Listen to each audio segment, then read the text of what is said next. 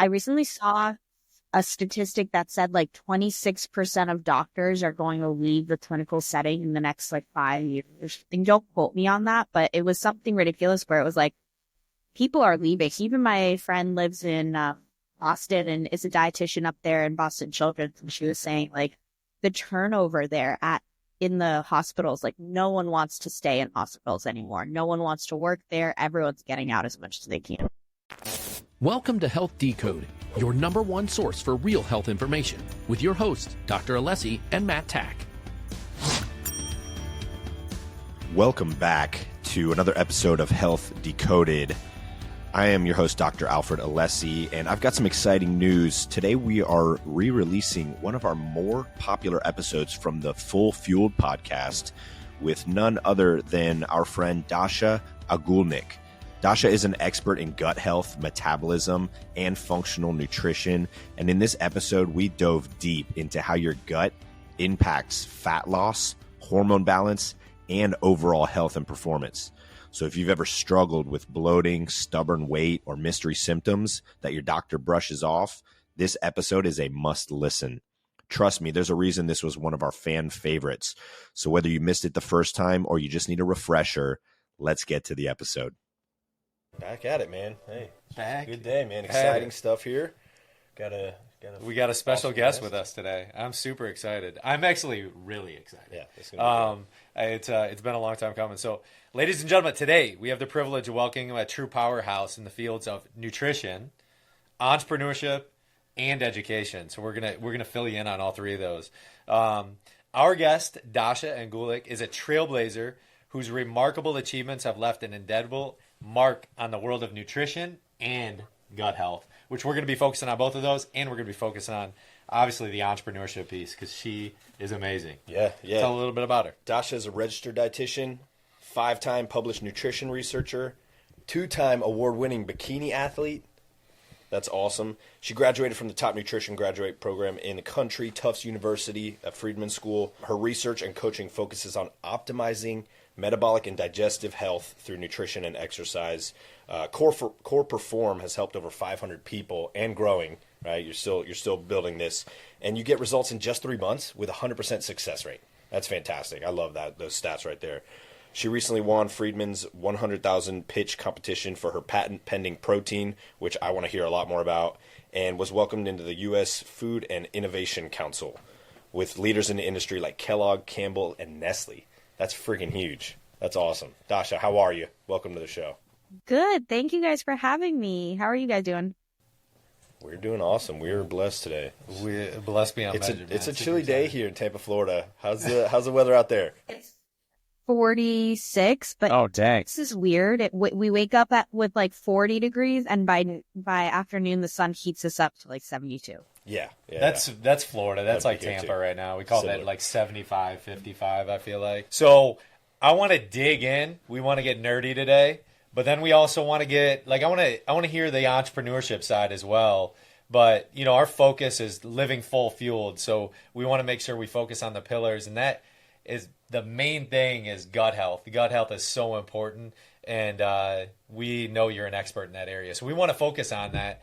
But we also, our first question is, can you share a bit about your journey in the field of nutrition and specifically gut health from your academic side at maybe Tufts and how the thing evolved, even came about, then also to the founding of CorePerform.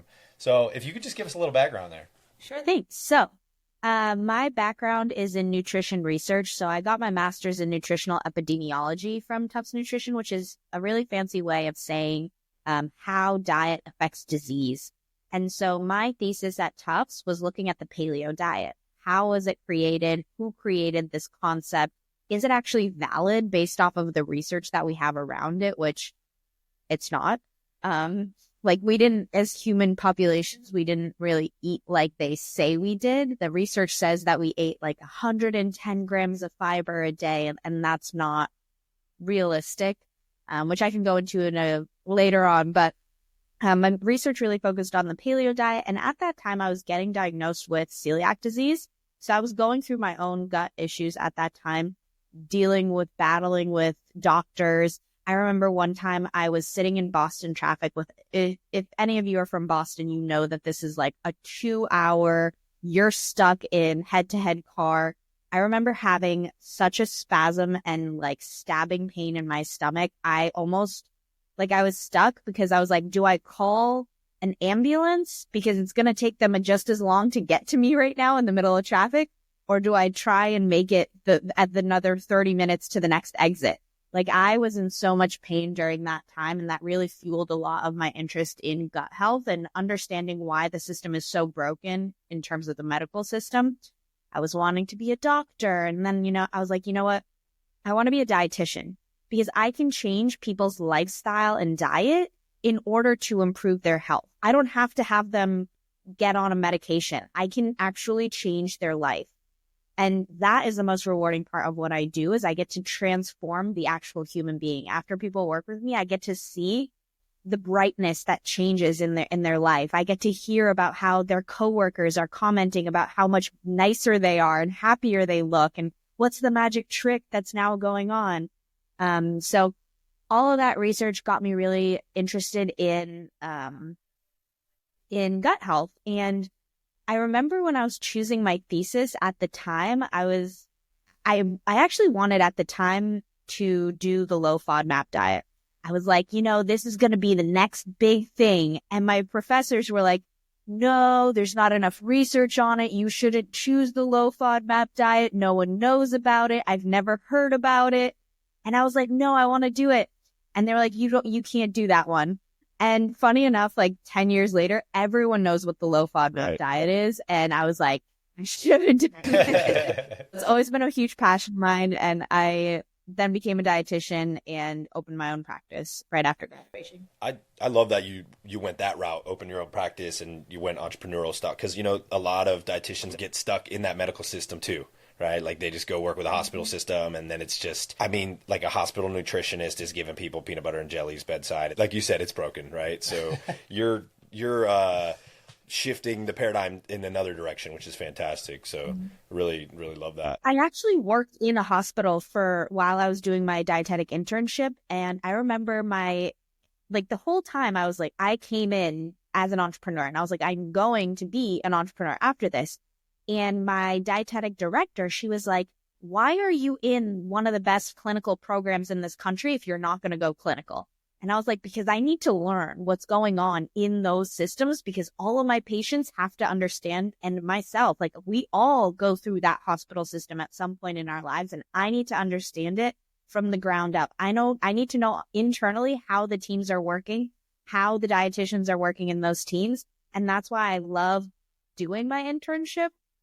I hated it, but I loved what I learned out of it. It was absolutely brutal, but I get it now, right? Like, I get why the dietitians are feeding them peanut butter sandwiches. I get why they're feeding them ice cream sundaes. Like, I get it. If I was them, I would be doing the same thing. It's not because they want to be doing that. It's because of how the system is set up that they have no better choice. And at that point, when you're sick, calories are calories. Like, we have to get something in them, Yeah, and that's where they're taught, and they kind of just follow that model, right? Like, very similar to many MDs. And again, like, I think doctors are smart people for the most part, but you get taught what to think, right, versus how to think a lot of the time. So I think it's great to see people like yourself, especially young people, like, shifting that, right? Like, we're kind of the next, generation of docs that are trying to do something a little bit different and focus more on the patient than the processes, right? I recently saw a statistic that said 26% of doctors are going to leave the clinical setting in the next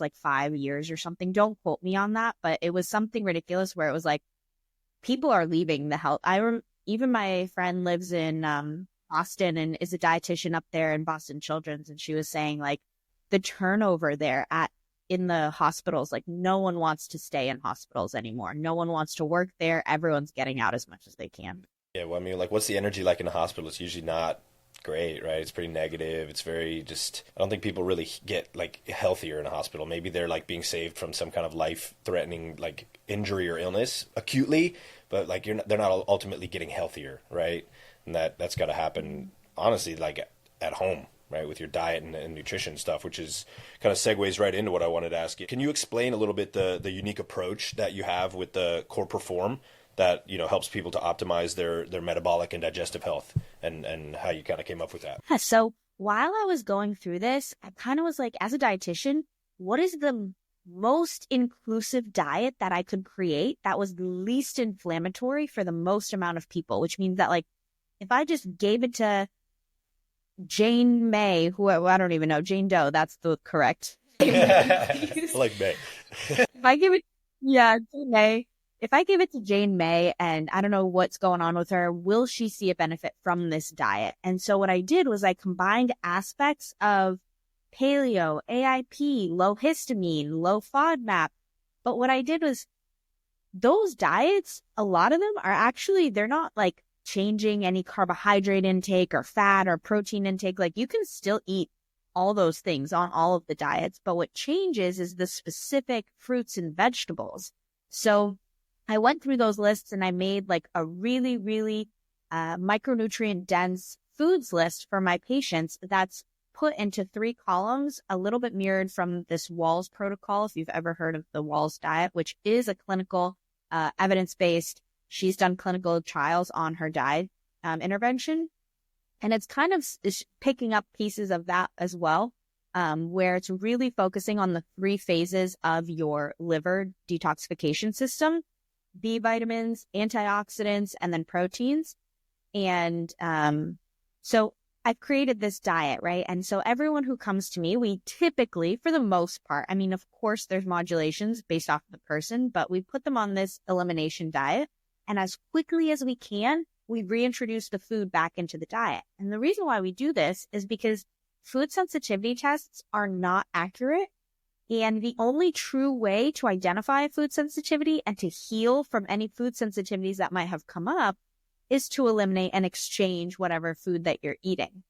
So we see huge results without even needing to do expensive testing, put expensive supplements on you, do whatever it is. It's truly a natural process that we try and focus on. I love that. Yeah. I do some similar stuff in my practice, not as in-depth as you, but what's like the buy-in with patients? Is that tough for you to get, you know, people to, hey, let's make sure we're eliminating this? Is that what kind of roadblocks do you come into contact with? Honestly, it's not very difficult for the first week or 2, right?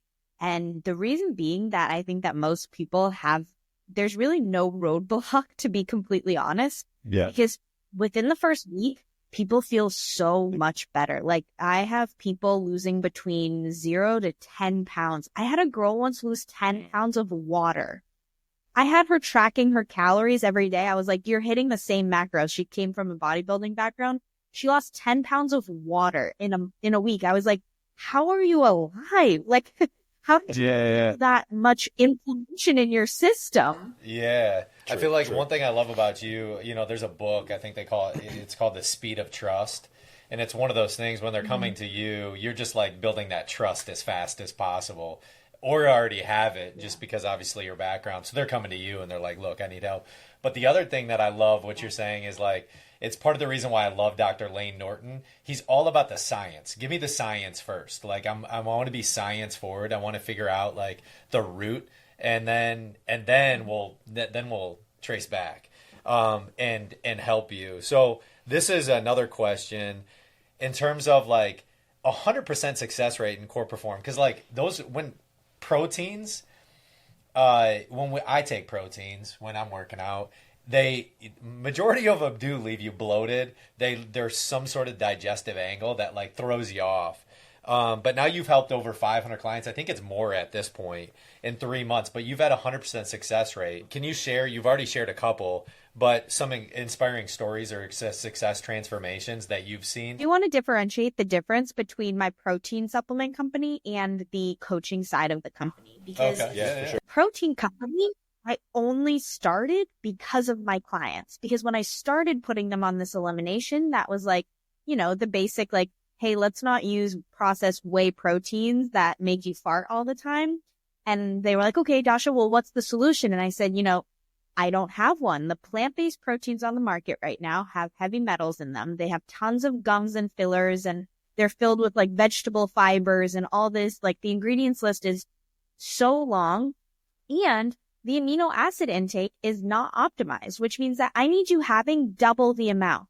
Can you imagine someone with GI distress now having to have double the amount of this chalky protein and liking it? Like, this just doesn't make sense. So I was like, I need to create an amino acid optimized formula that matches whey in a 1-to-1 scoop.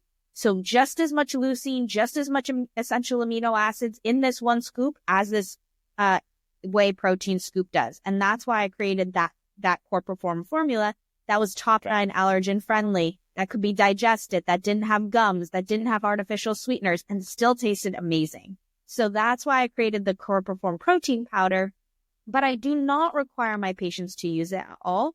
I only created it for them because they were asking me for that solution to begin with.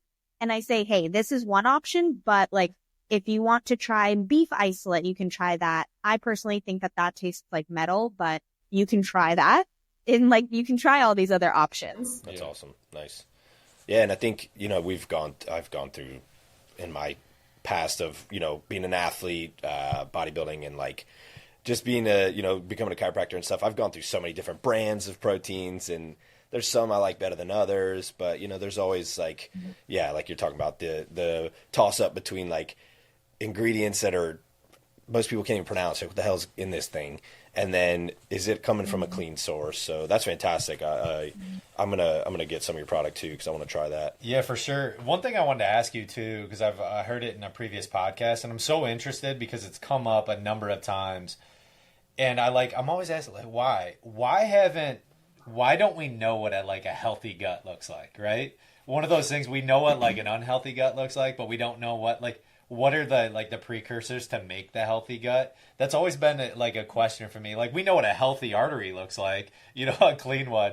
Why can't we get to the point of what a healthy gut looks like? The reason being is because we have millions and billions of these microbes and parasites and yeast that create our microbe and or our microbiome, and we would have to quantify and define every single strain in order for that to happen. And we haven't even identified all the strains, and they change on probably a week-to-week basis. I mean, those strains are probably replicating and creating new strains on a monthly basis in the population. We don't know at this point. I think that Harvard has done a great job with their human microbiome project. So that's why we know a lot of the major species, families. We can't define quantitatively exactly what constitutes a healthy microbiome because we just don't know enough yet. And there's so much biodiversity between people and from different places, right? Yeah. So like, I have identical twin sons. Most likely their microbiomes are going to be different in some way, right? Even though they're identical twins, their genetics are the same. And, we grew up in different areas, drinking different water, eating different foods, different like social interactions, that all influences it. So there's, I get what you're saying. It's like, is it even possible, right? Like, and down also, the line. Who would you define as the healthiest human being to have the healthiest microbiome? Is it the person that lived the longest, that had the most kids, like the female that was able to reproduce as many times as possible? Like, what defines the healthiest human even? I don't know. I was watching this documentary on the centenarians, how to live to 100. I don't know if you saw the blue zones. Yeah. Like, he went in and he kind of measured things. It was really interesting to see, but if I had to say, I'd look at those people's guts. I'd be like, those are the people I want to look at.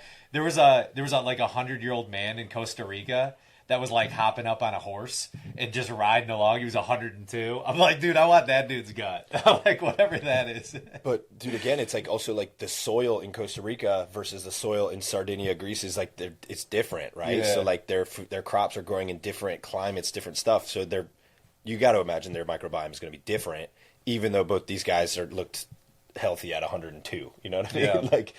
Yeah. I get what you're saying. It's how do we even start knowing that? Well, just from a longevity perspective, I always think of how it's not necessarily how long I live, but how young I lived, right? To the age, right? So if I'm 80 and I'm living young, I kind of want to mimic, right, that as a staple and maybe reverse engineer somebody that looks like that versus somebody that gets to 80 or even 100, right? But man, they're not holding it together. They're walking. I'd rather think of the imagery of, well, I got to 80, but I died as young as possible. So from a longevity standpoint and how like we're learning specifically from you, just day after day, how important that gut layering is to the rest of the body from an inflammatory perspective. It's pretty interesting. Anyway, that was something that I've learned over the past couple of weeks. I'm like, that'd be cool. Yeah, they've done.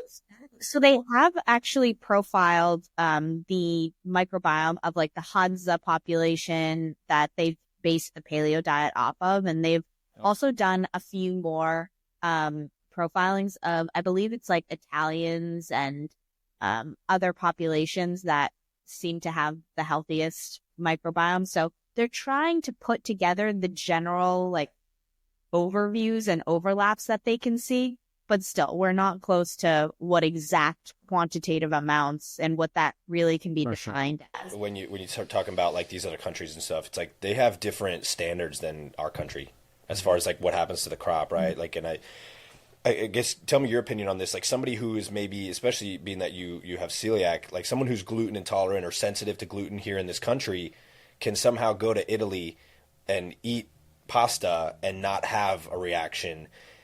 How much of that do you think, and again, like maybe we don't even know the answer, but how much of that do you think is actually the gluten, or is this what they're spraying on the crops here in this country, right? Even if you get organic, there's water runoff that can get into the soil, and everything's basically laced nowadays. I'm not 100% sure, and I have not looked into the research on this. However, I will say that when we have allergenic reactions, we're reacting to the proteins, right? So we're reacting to the proteins of the specific crop that we're eating. That's why people are allergic to fruits and vegetables. When we react to it, we're responding to the proteins.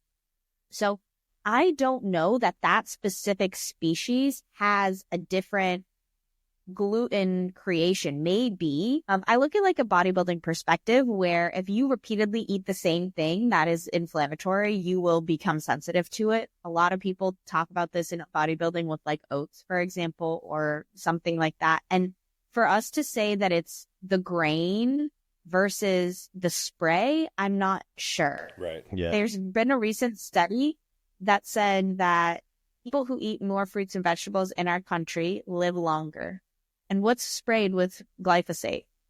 They had the highest amount of fruits and vegetables and of glyphosate in their system, and they lived the longest. So is that saying that glyphosate is safe and fruits and vegetables, no matter what, will make you feel better? Like taking that knowledge and then applying it to, is it the spraying when we go abroad? I don't think we know the answer yet. I would only assume that it has to do more with the specific species that we're consuming in the U.S. And I think that it has more to do with that versus something abroad. I don't want to go off this topic because you mentioned something that we didn't have in our questions that I definitely want to tap into. Is the bodybuilding? How did you get into that? Like, what was the antithesis? Was that something like that it was always programmed and you're like, oh, I want to get into that? Yeah, I'm an optimizer. I nerded out in college. So that's why we got you on here. I love optimizing. So I was looking at like, what is the healthiest diet and what is the most effective exercise for longevity? And I think that during college, I was really focusing on looks, right? And while I was going through college, I realized, fitness has nothing to do with how you look and everything. And I think because of bodybuilding, once I kind of left that chapter almost, I was like, fitness is nothing about bodybuilding. Fitness is about how long you live and how many times you can reproduce. That, in a biological standpoint, is exactly what fitness is. How many offspring you can have and how long you can live in order to continue to have those offspring and nurture a family. So at that point, I was like, that's what fitness is. And that's when I started focusing a little bit more on adding in hormone integration and optimizing hormones and wanting to make sure we add that into our gut and hormone life. And I think that overall, what I've learned from everything that I've studied and even like diet and lifestyle and all the patients I've seen is that there is a huge mental component. And that every single one of those like blue zone communities, it's the community. The people in a community last the longest. They have the least amount of stress. They are passively active. They have stress resilience because they can be stressed and then they don't feel stressed throughout the day. Like we have a siesta in the middle of the day, like they're relaxed. And in the US, we live under constant pressure. We have so much to do. So are you up at 4 a.m. to get to your workout? Like that is the opposite of what longevity is, right? Yeah. That perspective is awesome because bodybuilders and people who are performing like these athletes, like you did bikini shows, right? Like you get down to that, especially as a female, you get down to that like 10% body fat. Mm-hmm. That is extremely low for a woman. Hormones are going to be dysregulated, right? Because your body has to prioritize other things, mm-hmm. right? Like keeping you alive and your metabolism and stuff. So you're not going to be primed for getting pregnant and having children in that physical state. So like you just said, is that fitness? You might look amazing, right? You might look like this specimen of a human, but what's the longevity and how many children can you produce? That exact example you just made, that's a great way to look at it. I've never actually thought of it like that. So thank you. That's fantastic. Yeah, that's so cool to think of like fitness. That is fitness. Like you said those words. Like that is true fitness. I love that. Many more people are moving into that mobility style training. I think like we can bodybuild from like 20 to 35. And then once you hit 35, like you really got to hit the mobility aspects, like the Tai Chi kind of thing. Like you got to start lowering stress, getting the gentle movements going, getting ready for that kind of exercise. My favorite trend right now that I've seen on social media is like the dad, like filming himself working out. And he's like, I don't work out to be the healthiest guy or to be the fittest. He's like, I work out so I can dominate my kids in any athletic endeavor for as long as possible. And I saw that. I was like, that's awesome, man. It's like being able, whatever it is, right? Whether it's like hiking up a mountain or like going for a run or swim, you got to be well-rounded. And like you can be in the best physical looking shape, like six pack, all that. But if you can't bend over to pick up your kid without herniating a disc, how healthy are you, right? Like, all right, so we got a question here. This is a little bit shifted from like the gut health stuff, but you're an entrepreneur, right? Being an entrepreneur is very demanding, right? We're both entrepreneurs as well.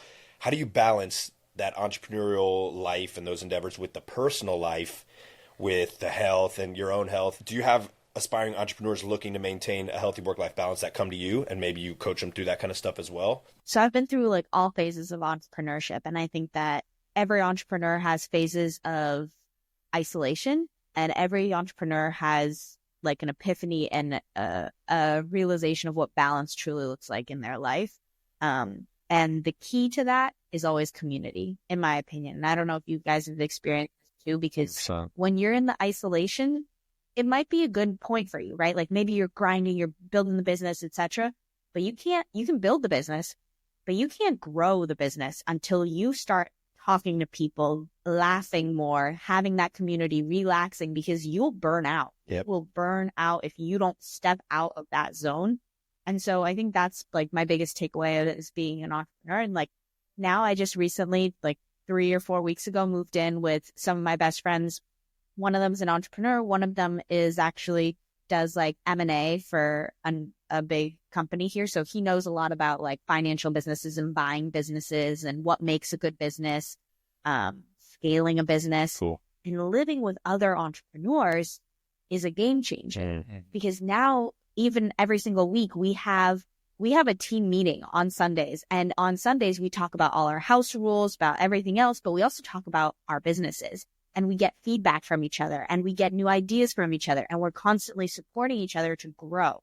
And I think that kind of environment, specifically for entrepreneurs, is so, so valuable, and why I think the future of entrepreneurship is going to be more of these like masterminds versus everyone working on their own thing and getting angry at each other or like competing against each other. It's going to be more like, hey, we're all doing the same thing. Like, let's talk to each other and grow together, because I don't want to waste my time learning about what email copy has the best open rate if you've already spent 3 months on that and have data on it, Why learn something that somebody else can, kind of give you insight on?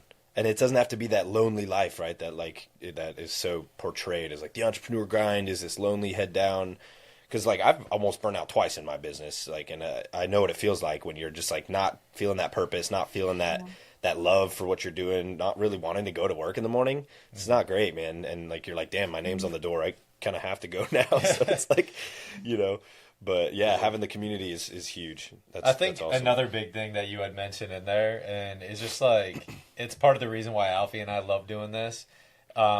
Laughing. Like, laughing's such a key component to longevity, of just like genuinely enjoying the like laugh, being intentional about laughing and having a good time. Yeah. That like brings so much joy. Ed Milet was talking about this. I got coached by him last year, and he was just like, you're always chasing a feeling, right? And laughter brings out a feeling that's like unparalleled to anything else. It's just like when you can laugh with people and just genuinely have that good time. Like when you say that is fitness, like that is happiness, laughing. It also will increase your vagal tone. So it also will increase your vagal tone, and your gut health will thank you. Boom. There's Look a at tip. that. Everybody There laugh it more. is. That's it, bit. I love that. Go watch an Adam Sandler movie. This episode of Health Decoded is brought to you by Authentic Nutrition, the brand redefining what it means to fuel your body the right way. At Authentic Nutrition, they believe that what you put into your body matters. That's why every single product is crafted with clean, premium ingredients and dosed with maximum efficacy to ensure you're not just meeting your health goals, you're exceeding them. No fillers, no shortcuts, no gimmicks. Whether it's their advanced supplements for energy, recovery, or gut health, you can trust that what's on the label is exactly what's in the bottle. Authentic Nutrition delivers science-backed formulations that work as hard as you do. If you're tired of products that promise the world but don't deliver, it's time to make the switch to Authentic Nutrition. Elevate your health with transparency, quality, and results you can feel. Check them out today at AuthenticNutrition.com and use promo code Alessi15 to get 15% off. That's THENTIC nutrition.com, promo code ALESSI15 to save 15% and take the first step toward real, lasting health. Authentic Nutrition. Fuel your best self. Now back to the episode. Yeah, so that is also another big thing that I want to tap into even a little bit more, because you said community, right? Community is everything for you, but then you're also building community for other people, and how important that is for like collaboration and to grow together and get healthier together. How has that been for you? How has been building what the CorePerform community that's utilizing your product, because that is a community of itself, and then obviously your coaching side of building that community and elevating each other and really getting people to respond, right? Like that cultivating piece. How has that been for you, and what's that been like? Oh, there's so many things I can talk about that we do. I think the support is the biggest thing, and just knowing that you're not alone, especially when you're sick, is like showing up and feeling like the first question people ask me, how long until I feel better? And the truth is I can't tell you how long until you feel better, honestly, because a lot of people, like, there's a 50-50 shot on anything, even prescription medication. For a lot of those prescription medications, like, sometimes doctors just throw something at you to see if it works, and then if it doesn't, they'll change it up and use something else. Yeah. There's a lot of things that every person's body will just respond differently to. And so while you're teetering with that, it's so important to have other people who can keep you motivated and who can say like, oh yeah, that really helped me, or I really love this recipe because when I had a stomach ache, like this really helped me. And making that community to have that support, making you feel less alone, is truly what building the community is all about. And having fun in the process. So with our athletes for CorePerform, and if anyone's listening to this and wants to be one of our affiliates and athletes, we're always welcoming new ones. But we have a WhatsApp group, and like I'll always like tell them like, hey, I'm debating between new flavors, like this one or this one, and they get to vote on it. Or they'll make new reels. And then we have like this competition every month, and we send them a PDF of like fun challenges, and they win free protein and they win free like other things that we partner with other companies for. So just make it fun and make it supportive and give as much as you can. And I think that builds community and camaraderie. We have a similar mission too, is trying to grow a community of people that are very like-minded. We're going to be rolling out a program in maybe by the time this episode airs, we'll be ready, but we're going to call it the Optimizers Program. And it's basically for people who are looking to maybe they're dialed in a lot of areas of their life, but not optimized. And we're trying to take it to the next level. It's going to be for high level people, maybe mostly entrepreneurs or people who have achieved success in many other areas, but maybe their health has been on the side. But it's going to be a community. So you're going to have access to everyone else. You're going to be able to say, hey, what are you struggling with? And there's going to be a lot of sharing, and it's just going to be open cohort forum where, you got accountability, and you also have like, you can be vulnerable and say, hey, I'm not feeling it today. Like, who else is, you're not on your own doing it, right? Like, I think a lot of the struggles I've had, at least with doing any kind of like nutrition coaching with patients has been, and even with chiropractic, it's like that buy-in when they're on their own, and me constantly having to reaffirm, hey, you're doing well, you're doing okay, we're gonna get through this, right?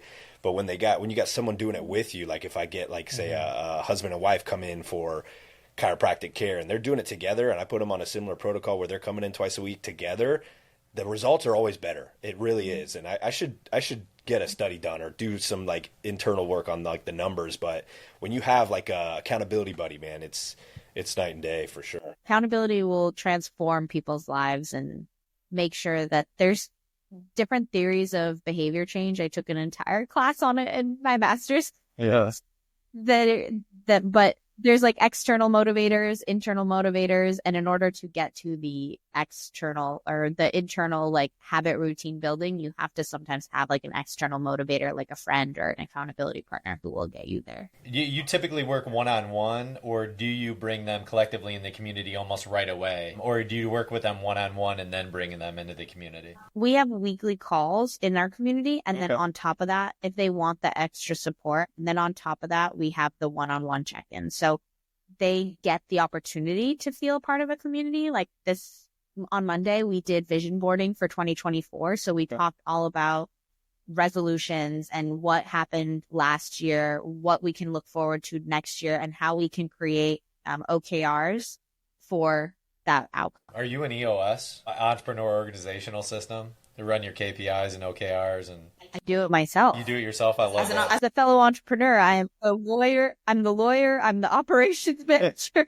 I'm the cook. I am the everything in the business. Are you familiar with Traction? Are you familiar like with the EOS model? You ever read those? Oh, really? They're pretty good books. So there's a book called Traction, and then Scaling Up by Vern Harnish. He's really good. He's based out of Colorado.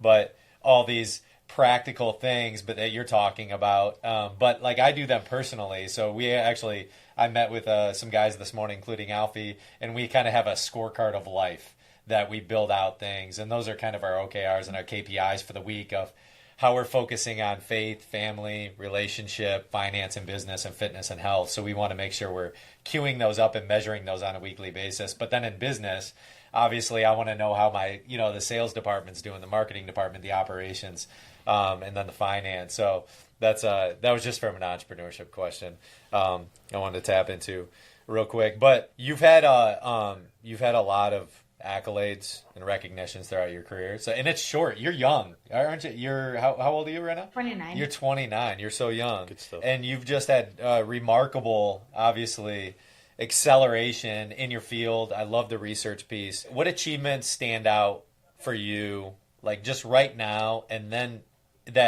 from the past, and then what do you got on the horizon? What are you thinking of? What next year, and then maybe even the next couple of years? But what's one thing that really stands out to you? And then what do you got what are some things that are coming up that you're really excited about? So I've never felt proud in my life.